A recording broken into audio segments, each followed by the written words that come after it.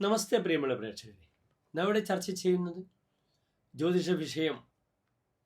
ചാരവശാൽ ശുക്രൻ അസുരാചാര്യൻ ധനുരാശിയിൽ പ്രവേശിച്ചിരിക്കുന്നു.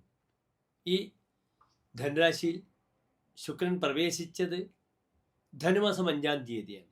അതായത് 2025 ഡിസംബർ മാസം 20-ാം തീയതി. കേവലം 24 ദിനങ്ങൾ മാത്രമാണ്. അതായത് 2026 ജനുവരി 12 വരെയാണ് ശുക്രൻ ധനുവിൽ നിൽക്കുന്നത്. ധനുമാസം 28-ാം തീയതി വരെ. ഈ 24 ദിവസം ശുക്രൻ എപ്രകാരം ഓരോ രാശിക്കാർക്കും അനുകൂലമായ സ്ഥിതിവിശേഷത്തെ സംജാതമാക്കുന്നു എന്ന വിഷയമാണ് നാം ഇവിടെ ചർച്ച ചെയ്യുന്നത്. ഇവിടെ മനസ്സിലാക്കണം, ഏതാനും ദിനങ്ങൾ മാത്രമാണ് ഒരു രാശിയിൽ ശുക്രൻ നിൽക്കുന്നത്, കേവലം 24 ദിവസം. പക്ഷേ വ്യാഴത്തെയും ശനിയെയും പോലെയല്ല ബുധൻ്റെയും ശുക്രൻ്റെയും രാശിചാരം. ഏത് സമയത്തും ഫലം ചെയ്യുന്നു. ബുധൻ ഏത് സമയത്തും ബുധ ഫലതസ്തു സർവത, ഏത് സമയത്തും ഫലം ചെയ്യും. അതിനാൽ അപ്രകാരം തന്നെ ശുക്രനെയും നാം നിരൂപിക്കണം. ഏത് സമയത്തും ഫലം ചെയ്യുന്ന ഗ്രഹമാണ് ബുധശുക്രന്മാർ എന്നറിയുക. ഈ 24 ദിവസം കൊണ്ട് തന്നെ പല മിറക്കിൾസും പലർക്കും സംഭവിക്കാം. വൈവാഹിക ജീവിതം താറുമാറാകാം, അല്ലെങ്കിൽ വളരെ സ്വസ്ഥമായി വരാം. അവിചാരിതമായ ലോട്ടറി ലക്ക്, ഗാംബ്ലിംഗ് ഭാഗ്യങ്ങൾ വരാം, അല്ലെങ്കിൽ ധനം മുഴുവൻ നശിച്ചു പോകാം.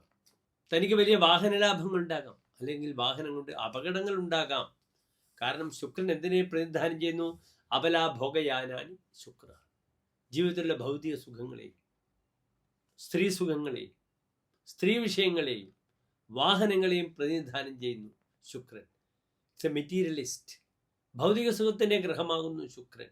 അതിനാൽ ശുക്രൻ ബലവാനാണെങ്കിൽ ഭൗതിക സുഖവുമായി ബന്ധപ്പെട്ട എല്ലാ സൗഭാഗ്യങ്ങളും നമുക്ക് ലഭിക്കുന്നതാണ്. ഭൗതിക സുഖത്തിൻ്റെ പൂർണ്ണതയാണ് ശുക്രൻ പ്രദാനം ചെയ്യുന്നത്. അപ്രകാരം വ്യാഴമാണെങ്കിൽ ആത്മീയ സുഖത്തിൻ്റെ പൂർണ്ണതയും.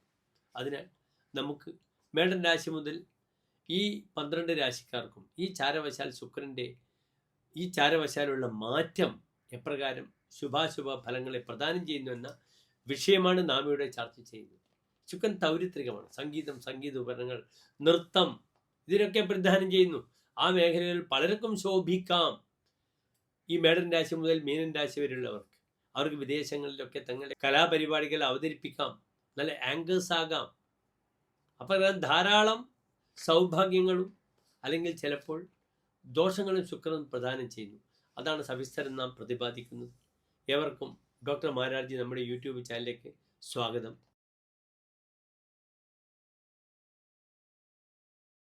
ഉത്രാട നക്ഷത്രത്തിൻ്റെ അവസാനത്തെ 45 നാഴിക, തിരുവോണം അവിട്ടം നക്ഷത്രത്തിൻ്റെ ആദ്യത്തെ 30 നാഴിക വരുന്ന 2 നക്ഷത്ര സമൂഹം. ഇവിടെ മകരൻ രാശിക്കാർ ശുക്രൻ എവിടെ നിൽക്കുന്നു? ശുക്രൻ 12-ാം ഭാവത്തിൽ നിൽക്കുന്നു. ഈ 12-ാം ഭാവത്തിൽ ഏത് ശുഭഗ്രഹവും പാപഗ്രഹവും നിന്നാൽ വളരെ ദോഷമാണ്. പക്ഷെ വരാഹമിഹിര ആചാര്യൻ 12-ാം ഭാവത്തിൽ ശുക്രൻ നിൽക്കുമ്പോൾ നല്ലൊരു ഫലം പറഞ്ഞിട്ടുണ്ട്. സധനോന്ത്യേ, ഇയാൾക്ക് ധനം ലഭിക്കുമെന്നൊരു ഫലം പറഞ്ഞിട്ടുണ്ട്. എത്രത്തോളം ആ ഒരു വിഷയം കൂലങ്കഷമായി ചിന്തിക്കുമ്പോൾ എൻ്റെ ജ്യോതിഷ അനുഭവത്തിൽ അത് അനുകൂലമായി കണ്ടിട്ടില്ല. 12 ശുക്രൻ അനാവശ്യമായി ധാരാളം കാശ് വന്നാൽ അതൊക്കെ അടിച്ച് പൊളിച്ച് തീർക്കുകയാണ് ചെയ്യുക.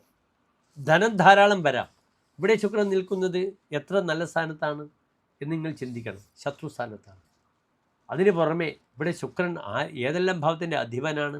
ശുക്രൻ കർമാധിപനാണ്. ഒരു വ്യക്തിയുടെ മകരൻ രാശിക്കാരുടെ തൊഴിലിനെ ചിന്തിക്കുന്ന ഗ്രഹമാണ്. അത് 12 നിൽക്കുമ്പോൾ എങ്ങനെയാണ് ധനം വരിക? ജോലി നഷ്ടപ്പെടുകയാണ് ചെയ്യുക. ശ്രദ്ധിക്കണം, ജോലിയിൽ വലിയ പ്രയാസങ്ങൾ വരും. ഒരുപക്ഷെ തനിക്ക് ബോസിന് ഇഷ്ടപ്പെട്ട് ജോലിയിൽ പ്രമോഷൻ ലഭിച്ചാലൊക്കെ നല്ലതാണ്, പ്രമോഷൻ കൊടുക്കുക. പക്ഷെ അത് അത്രത്തോളം ഇതിന് സംഭാവ്യത മോശമാണ്. മറ്റൊരു പ്രധാനപ്പെട്ട വിഷയം, ഇവിടെ ശുക്രൻ നിൽക്കുന്നത് 5-ാം ഭാവാധിപനാണ്, സന്താനപതിയാണ്. സന്താനപതിയായ ഗ്രഹം 12-ാം ഭാവത്തിൽ നിൽക്കുമ്പോൾ പതിവസ്തരിപ്പേ അതിന് വലിയ ദോഷം സംഭവിക്കും. അതിനാൽ പലപ്പോഴും മക്കളുമായി ബന്ധപ്പെട്ട വിഷയത്തിലേക്ക് ദുർവ്യയങ്ങൾ വരും. കാശ് ഒരുപക്ഷെ വന്നാലും അത് വളരെയധികം മക്കൾക്ക് വേണ്ടി, അവരുടെ വിവാഹത്തിന് വേണ്ടി ചിലവാക്കുക, അവരുടെ ഉപരിപഠനത്തിന് വേണ്ടി അവരുടെ വിദേശത്തേക്ക് അയക്കാൻ വേണ്ടി കാശ് ചിലവാക്കുക. ഇങ്ങനെ ധാരാളം ധനനഷ്ടങ്ങളാണ് ഉണ്ടാവുക. ഏതായാലും കാശ് ധാരാളം വരട്ടെ, വന്നാൽ ചിലവഴിക്കാമല്ലോ. ശുക്രൻ ചെലവിൻ്റെ ആളാണ്, ധാരാളിയാണ്. അതിനാൽ മക്കളുടെ വിദ്യാഭ്യാസവുമായിട്ട് ബന്ധപ്പെടുന്ന വിഷയങ്ങൾക്കൊക്കെ അനുകൂലമാക്കി എടുക്കാം. പ്രധാനപ്പെട്ടൊരു വിഷയം, മക്കളുടെ പല തീരുമാനങ്ങളും തന്നെ ഹെർട്ട് ചെയ്യും. മക്കൾ എന്തെങ്കിലും വിവാഹ വിഷയത്തിലോ മറ്റ് തീരുമാനങ്ങളോ എടുക്കുമ്പോൾ അത് മുൻപിൻ നോക്കാതെ ചിന്തിക്കുന്ന മക്കളാണെങ്കിൽ അത് വളരെയധികം മാനസിക സംഘർഷങ്ങൾ മാതാപിതാക്കൾക്കുണ്ടാകുന്ന ദിനങ്ങളാണിത്. ആരുടെ കൂടിയെങ്കിലും മക്കൾ ഒളിച്ചോടിപ്പോയി എന്നറിയുക, അതോടെ മെൻ്റലി തളർന്നു പോകും. അതൊക്കെ സംഭവിക്കും. കാരണം മകരൻ രാശിക്കാരാരാണ്? നിത്യം ലാളയതി സ്വധാരതനിയാൻ, തൻ്റെ ഭാര്യയെ മക്കളെയും ലാളിക്കുന്ന ആളാണ്. അതിനാൽ തന്നെ പ്രിയപ്പെട്ടവരുടെ വിരഹം അവർക്ക് താങ്ങാൻ പറ്റില്ല. അത് പ്രത്യേകിച്ച് മക്കളിലൂടെ വരും. അതുപോലെ കർമ്മമേഖലയിൽ പലപ്പോഴും സ്ത്രീകൾ ശത്രുക്കളായി വരും. താൻ പരമാവധി അഡ്ജസ്റ്റ് ചെയ്താലും സ്ത്രീകൾ തന്നെ ശത്രുക്കളായി വരുന്നൊരു സമയമാണെന്ന് കൂടി അറിയുക. ഈ 24 ദിനക്കാലം വളരെ ശ്രദ്ധിക്കണം മകൻ രാശി. സ്ത്രീകളിലൂടെ അപകടങ്ങൾ വരിക. എല്ലാ ഗ്രഹങ്ങളും 12-ലാണ്, 6-ൽ വ്യാഴമാണ്. മകൻ രാശിക്കാർക്ക് ഒരു അത്ര സുഖമുള്ള സമയമല്ല ഇതെന്ന് അറിയണം എൻ്റെ പ്രിയപ്പെട്ട പ്രേക്ഷകർ. അതിനാൽ വളരെയധികം ഇവിടെ കർമ്മതടസ്സം മാറാൻ ഗണപതിക്ക് നാളികേരം അടിക്കുക, ശത്രുസംഹാര കുരുതി ചെയ്യുക, അടുത്തുള്ള ക്ഷേത്രത്തിൽ നാളികേരം കൊണ്ട് ശത്രുമുട്ടി ചെയ്യുക. ഇതൊക്കെ ചെയ്യണം. Every Friday you please offer to gods, especially to lord Vinayaka. എല്ലാ വെള്ളിയാഴ്ചയും നാളികേരം അടിക്കണം. എന്താണ് പ്രാർത്ഥന?